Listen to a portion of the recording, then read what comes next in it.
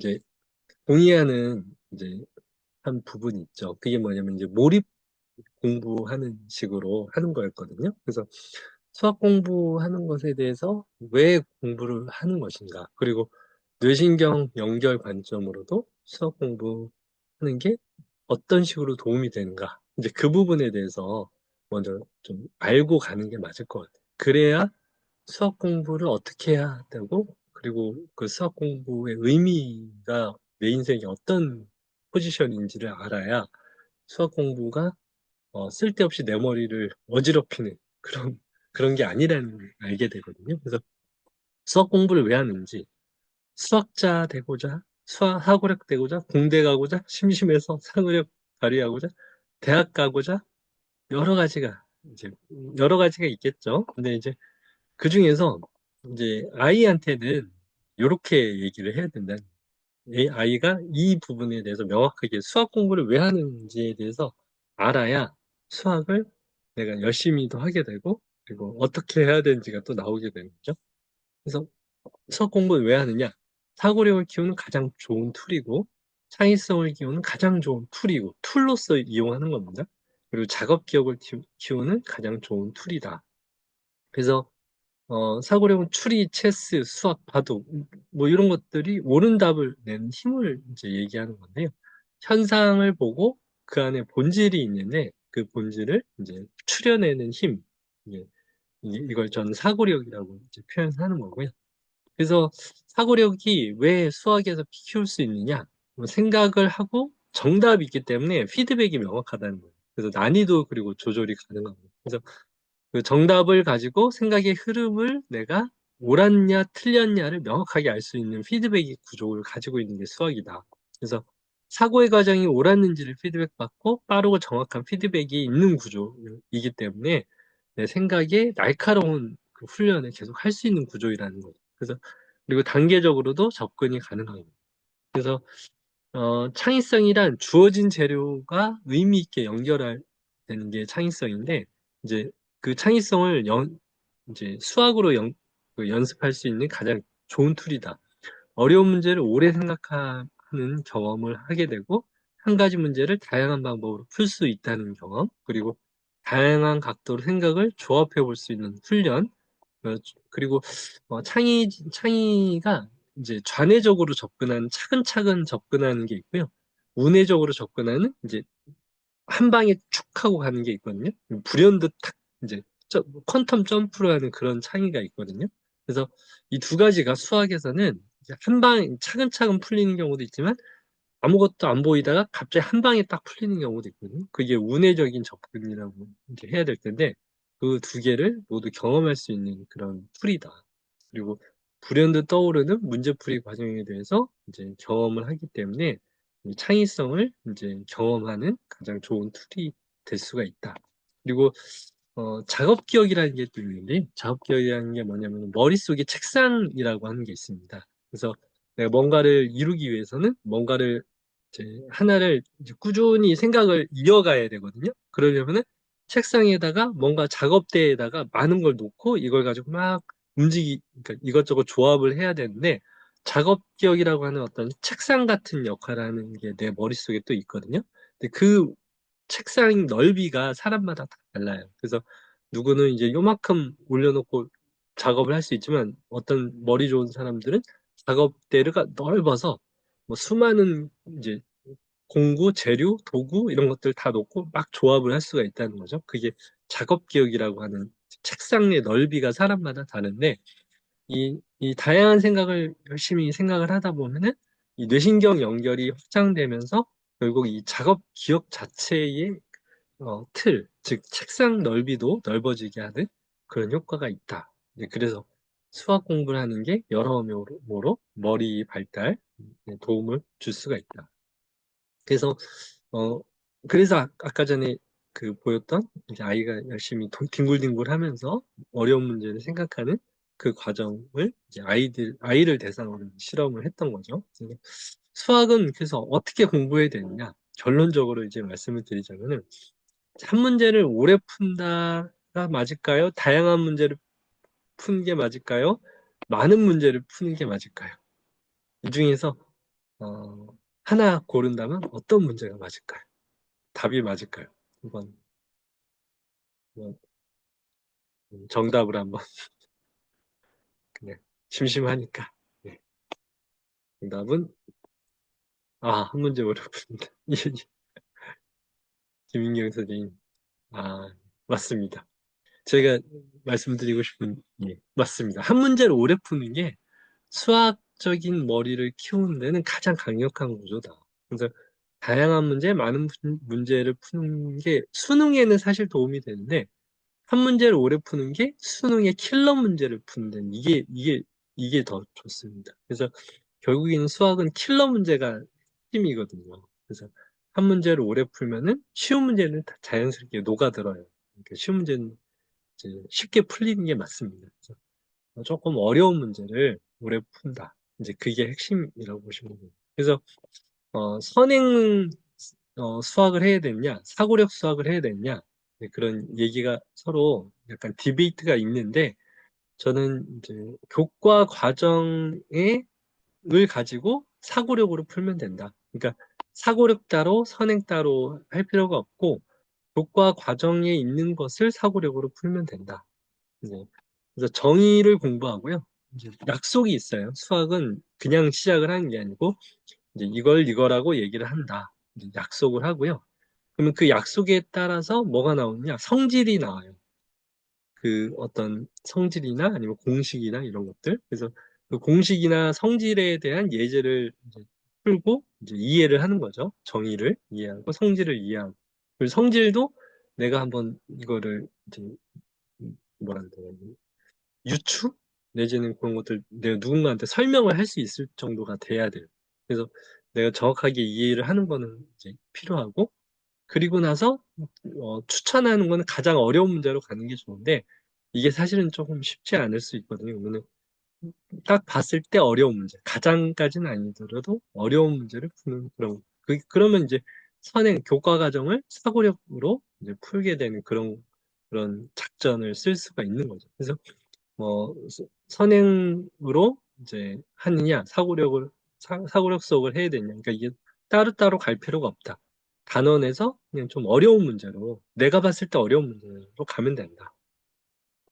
그래서 해답지를 활용하는 방법에 대해서 말씀을 드리면, 풀고는 답을 즉시 봐도 된다. 근데 생각 과정에 대해서 피드백을 받는 거죠. 내가 잘 풀었나, 잘 풀었다는 건, 답이 맞았다는 거는 푸는 과정이 어떻게든 맞았다는 얘기입니다. 이렇게 돌아갔든 저렇게 돌아갔든 여하튼 이제 차근차근 해서 이제 답이 맞았다는. 물론 소 뒷발로 맞을 잡을 수도 있어요, 쥐를. 근데 그럴 확률은 별로 없다. 그런 건 운이 좋다고 그냥 제끼고 답이 맞으면 맞은 거다. 과정이 산으로 가든 뭐 바다로 가든 결과 답이 맞으면 괜찮은 거다. 근데 풀 때는 답을 보지 않는 게 좋다. 미지의 문제 해결 능력을 키우는데 답을 자꾸 보려고 하면 절대 안 된다. 이거는 쥐약이다. 답을 보지 않고 내가 푸는 그 능력을 계속 키워야 된다. 그래서 답을 보지 않고 이제 문제를 푼다. 이거는 굉장히 중요한 부분이고, 모르면 오히려 넘어가고 나중에 다시 한번 도전할 수 있는 어떤, 뭐라고 그래야 되나. 최대한 보지 않고 넘어가더라도 나중에 다시 도전해도 된다. 예. 그래서 복습을 해야 될까, 예습을 해야 될까? 라고 한다면 수학은 예습이다. 예습이다라고 생각하시면 됩니다. 예습이고 미리 풀이를 생각하는 게 굉장히 중요하다. 그래서 근데 복습은 이제 수능에서는 복습도 어느 정도는 또 필요한 것 같아요. 왜냐면은 제가 해보니까 음, 수능에서는 뚫는 힘이 킬러 문제들 한 세네 개, 네다섯 개 뭐 이렇게 있는 것 같아요. 근데 그 문제를 풀기 위해서는 시간 확보가 더 필요해요. 그래서 짜잘짜잘한 중간급의 문제를 이제 기계적으로 조금 빨리 푸는 것도 더 필요한 것 같더라고요. 그래서 이 킬러 문제들을 이제 여유롭게 생각을 좀 해줄 만한 그런 생각의, 뭐라 해야 되나, 그 시간 확보를 위해서는 이 앞에 문제를 좀 빨리 풀고, 그리고 약간 기계적으로 푸는 것도 또 필요한, 이제 이 수능 시험이라고 하는 특징에서는 이게 좀 필요한 것 같다. 이제 그런 생각을 좀 했습니다, 결국에는. 하여튼 애가 실수가 좀 많은 편이어서 수능에서도 두 개를 틀린 것도 제가 보기엔 실수이긴 한데, 여하튼 그 실수나 이런 것들이 언제 나오느냐? 시간에 이게 압박이 있을 때는 이게 좀 나오는 것 같더라고요. 그러니까 조금 수능 시험에 한해서는 좀 기계적으로 풀기 위해서는 복습을 내가 머릿속에서 틀린 문제나 아니면 내가 예전에 풀었던 문제를 다시 한번 복습해서 그 내가 뚫었던 걸 일부러 다시 뚫을 필요는 없었거든요. 한번 뚫었던 거는 그 뚫었던 것들을 다시 리마인드해서 이제 뚫는 힘은 기르고요. 뚫는 힘도 굉장히 중요합니다. 이제 새로운 문제, 어려운 문제를 뚫고 뚫었던 거는 다시 한번 리마인드해서 이제 정확하게, 빠르고 정확하게 풀 수 있는 그런 시간을 갖는 건 또 중요한 것 같다. 자, 풀이 과정은 답이 맞았다면 슬쩍 봐도 된다. 보지 않고 도전하면 가장 좋다. 사실은. 근데, 어, 답이, 답을 내가 맞았다면 보는 겁니다. 풀이는. 예. 못 푼 문제는 풀이를 보지 않고 넘어가도 좋다. 나중에 다시 한번 도전하면 된다는 거예요. 그래서 나 못 푼 문제는 지금은 내가 그 머리가 아직은 안 된 거예요. 어떻게 보면. 근데 나중에 이제 어려운 문제 계속 풀고 풀고 풀다 보면은 머리가 조금 더 날카롭게 변하니까 그 날카롭게 변했을 때 예전에 못 푼 문제를 다시 보면 이게 또 풀립니다. 그럴 때 이제 옆에서 얘기를 하는 거죠. 머리가 날카롭게 변했네. 머리가 좋아졌네. 이렇게 옆에서 한마디 해줄 수 있는 기회의 문제로 얘기를 한다는 겁니다. 그래서 사실은 진짜 수학 문제가 미분이다, 확률이다, 뭐 이런 건 수학이 아니다 이렇게 생각하는 사람이 있는데 이것을 내가 잘 모르는 상태에서 푸는 거지. 기계적으로 33 곱하기 43은 3, 3은 9, 4, 3, 12, 뭐 이렇게 해서 밑에 줄 해서 이렇게 기계적으로 푸는 거는 그거는 수학이 아니다. 오히려 33 곱하기 43이 33이 세 덩어리, 33이 40 덩어리. 그런 식으로 해서 풀어서 어떻게 해서 이렇게 풀면은 그거는 이제 수학적인 이제 어떤 머리로 이제 논리적으로 푸는 거죠.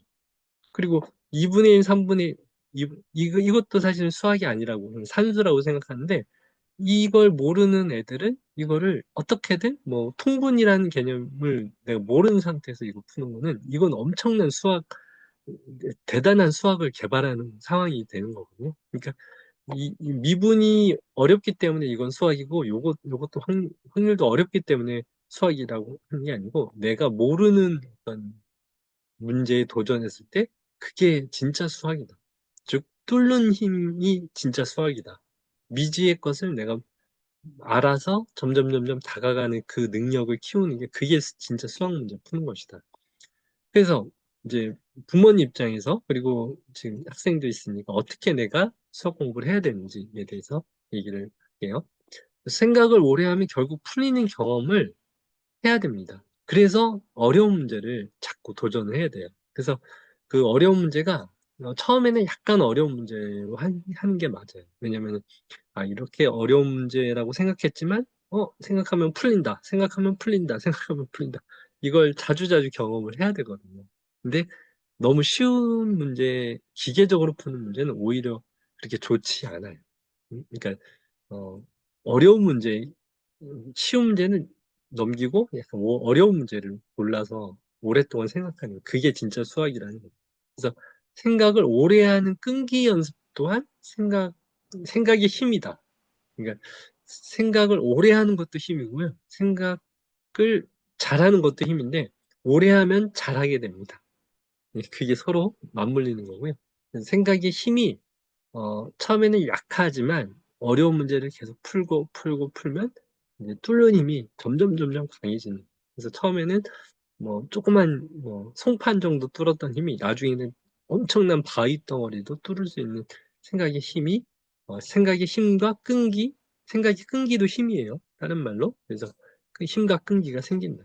그리고 그 생각의 재미라는 게 있는데 재미를 이제 알게 해주는 게 그게 수학 교육의 게 진짜 목표다.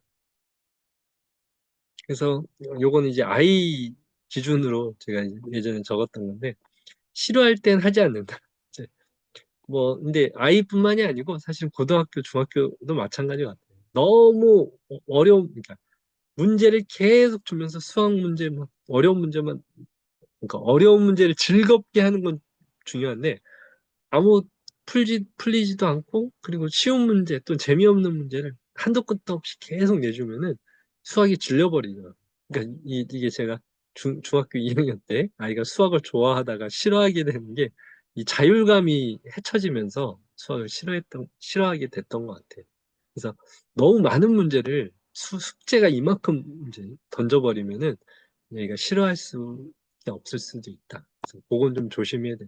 근데 이걸 역으로 이제 아이 또는 이제 학생들 입장에서는 내가 재밌어 보이는 문제를 오랫동안 생각해도 된다. 이렇게 생각해도 돼. 그러니까 너무 많은 문제를 풀려고 하는 것보다는 어려운 문제, 그리고 나에게 풀 듯 말 듯한 그런 문제로 이제 재밌는 문제만 골라서 풀어도 사실은 수학이 그것도 괜찮다. 그렇게 나가는 것도 괜찮다. 그래서 핵심을 제외한 모든 것을 허용한다. 이게 뭐냐면 핵심이 뭐냐? 수학의 핵심은 생각이에요. 생각하는 동안에는 내가 누워 있어도 되고요. 걸어 다녀도 되고요. 뭐 버스 타고 다니면서 앉아 있어도 되고. 그러니까 머릿속에서 수학 문제가 돌아가게끔만 하는 그 생각 시간을 이제 늘리는 것. 그게 이제 수학의 핵심이고 이제 생각이다. 그래서 제가 이제 핑크 수학이라는 거를 이제 예전에 이제 돌렸었던 건데 그래서 매일 수학을 이제 하는 걸 목표로 해야 되고요. 이제 난이도 조절이 이제 아이들한테는 핵심이에요. 그리고 본인이 학생이라면은 본인도 이 난이도 조절을 잘 생각을 해야 돼요. 그래서 깰 듯 말 듯한 문제인데 이건 사람마다 다 다른 거예요. 그러니까 내가 수학 문제를 싫어해. 그러면 약간 쉬운 것부터 도전하는 게 맞고요. 근데 내가 수학 문제를 어려운 문제를 좋아하는 건 굉장히 좋은 거예요. 근데 그 어려운 문제한테 내가 많이 짓눌린다. 그러면 그것보다는 약간 쉬운 문제로 이제 도전을 하면서 서서히 그 시간과 그리고 뭐 뚫는 힘을 도전하는 그 역치를 계속 늘려가는 거죠. 그래서 아이 기준으로 봤을 땐 이제 부모가 힌트를 받을지를 물어보고요. 너무 어려워하면은 힌트 안 받으려고 할 때, 그래. 혼자서 생각하는 건 굉장히 중요한 거야. 그래서 그 힌트 안 받고 생각하려고 하면 또 칭찬을 또 해주는 거죠. 그래서 어려운 문제를 풀어볼 것인지 스스로 결정을 하게 해서 계속 도전감 있는 상태를 만든다.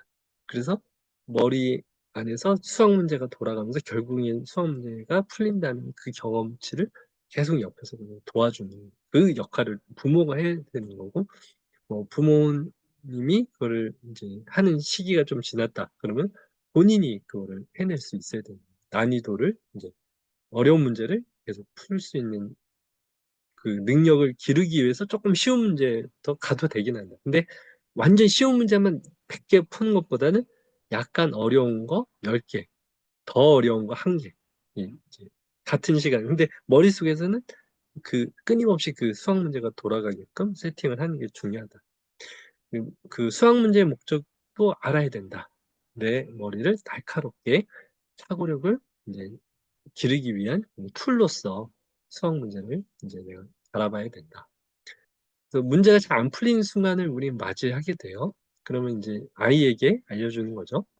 자, 어려운 문제가 나오면 못 풀죠. 그럼 이제 좌절을 하게 돼요. 근데 그럴 땐 옆에서 부모가 야, 머리가 좋아질 절호의 기회다. 왜냐, 이걸 뚫으려고 하는 동안에 머리가 계속 발달할 거라서 그런 거죠. 문제를 풀고 있는 시간이 가장 머리가 좋아지는 그런 값진 순간이다. 문제를 풀었기 때문에 머리가 좋아지는 게 아니고요. 문제를 풀려고 바동거렸기 때문에 머리가 좋아지는 거죠. 그걸 잘 알아야 됩니다. 생각을 오래 하면 머리가 좋아진다. 정답을 못 맞추면 어떻게 됐냐? 전혀 상관없다. 옆에서 계속 얘기를 해줘요. 생각의 오류를 고칠 수 있는 기회다. 생각을 더 날카롭게 할 기회다. 계속 그 옆에서 그걸 얘기를 해주는 거죠. 생각을 오래 할 때 풀어내려고 발버둥 칠 때 그때 머리가 가장 좋아진다. 이게 이거를 끊임없이 얘기를 해줘야 돼요. 그리고 본인도 그걸 알아야 돼. 이게 내가 가장 머리를 많이 쓰고 있는 이 순간이 머리를 가장 좋게 하는 순간이다. 실수를 할 때도 있어요. 실수를 자주 한다면 실수도 결국 실력이기 때문에 실수를 하지 않는 작전을 만들어야 한다. 그리고 실수 유형 파악을 하고 실수 대비 작전을 이제 마련해야 된다. 근데 아이가 실수를 많이 한다고 그래서 요거에 대해서 이제 실수 노트를 한번 마련을 했는데 그리고 나서 좀 나아지는 듯 하다가 하여튼 결국에는 이제 수능에서는 두 문제가 틀리긴 했는데, 요거는 아직도 저는 어떻게 해야 될지는 잘은 모르겠어요. 결론적으로는.